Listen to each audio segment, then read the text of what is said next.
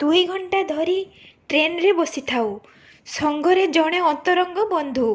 ମୁଁ ଚା ପିଏ, ସେ ପାନ ସିଗାରେଟ୍ ପିଅନ୍ତି। ମଝିରେ ମଝିରେ ବାଦାମ ମଞ୍ଜି ପକାଉଥାଉ ପାଟିରେ। ହଠାତ୍ କାଗଜ ବିକାଳି ଆସିଗଲା। କେହି ଆମେ କାଗଜ କିଣିଲୁନି। ଆମ ପାଖରେ ବସିଥିବା ସେଇ ମୋଟା ଲୋକ କିନ୍ତୁ କିଣିଲେ। ସେ ପଢ଼ିବା ପରେ ଆମେ ତାଙ୍କ କାଗଜ ଆଣି ଆଖି ପକାଇଲୁ।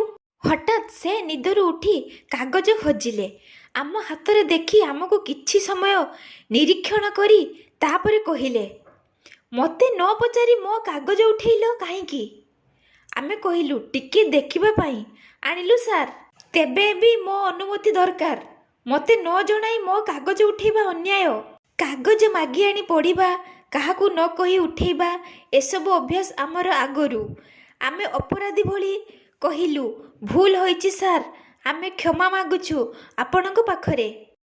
ସେତିକିରେ କ'ଣ ସରିଗଲା? ମୋ ପିଲା ହୋଇଥିଲେ ଉଚିତ ଦଣ୍ଡ ପାଇଥାନ୍ତେ।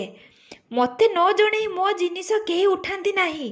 କ୍ଷମା ମାଗିବା ସବୁ ସମସ୍ୟାର ସମାଧାନ ନୁହେଁ। ପାଖାପାଖି ଯାତ୍ରୀମାନେ ବସିଥାନ୍ତି। ଆମକୁ ଭାରି ଅଡ଼ୁଆ ଲାଗୁଥାଏ, ହେଲେ ତାଙ୍କର କ୍ରୋଧ ଶାନ୍ତ ହେଉନଥାଏ। ଆମେ କହିଲୁ, ସାର୍, ଆମେ ତ ଭୁଲ କରିଛୁ, ମାନୁଛୁ। ଆମେ ଆଉ କ'ଣ କରିବୁ? ଏଥର ମହାଶୟ ଚୁପ୍। କିଛି ସମୟ ରହି ପୁଣି କହିଲେ, 2 ଘଣ୍ଟା ଧରି ମୁଁ ଲକ୍ଷ୍ୟ କରୁଛି, ପାନ ସିଗାରେଟ୍ ଚା ଖାଉଛ। ବାଜେ ଖର୍ଚ୍ଚ ଏଗୁଡ଼ା। ଅଥଚ ଖଣ୍ଡେ କାଗଜ କିଣୁନ। ଏତେ ଶୀତ ରାତିରେ ସେ କାଗଜ ଆଣି ବିକୁଛି। ଆମ ପାଇଁ ନା କାହା ପାଇଁ? ଆମ ଭାଷାର ପତ୍ରପତ୍ରିକାର ଅବସ୍ଥା କ'ଣ? ଆମେ କିଣିବାକୁ ପସନ୍ଦ କରୁନା। ମୁଁ କହିଲି, ସାର୍, ଗୋଟେ ଶିକ୍ଷା ପାଇଲୁ। ଆଜିଠୁ କାଗଜ କିଣି ପଢ଼ିବୁ। ତାପରେ ସେ ତାଙ୍କ ଆଟାଚରୁ 2 ଖଣ୍ଡ ବହି ବାହାର କରି ଆମ 2 ଜଣଙ୍କୁ ଧରାଇଲେ। ତାଙ୍କ ନିଜ ଲେଖା। ଆମେ ବ୍ୟସ୍ତ ହୋଇ ପଡ଼ିଲୁ। ଆମ ପାଖରେ ବହି କିଣିବାକୁ ପଇସା ନାହିଁ। ଆମକୁ ଲକ୍ଷ୍ୟ କରି କହିଲେ, ତମେ ପଇସା ଦେବନି।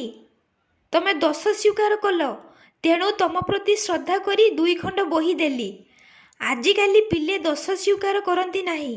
ମୁଁ ଜାଣେ 100 ଟଙ୍କା ତମେ ଦେଇପାରିବନି, କିନ୍ତୁ ତମର ସାମର୍ଥ୍ୟ ଅନୁସାରେ କିଣିବାକୁ ଯେପରି ନ ଭୁଲ। ଏତିକି କଥା ମନେ ରଖିଥିବ। ଆମେ ନିର୍ବାକ ହୋଇ କେବଳ ଚାହିଁ ରହିଛୁ।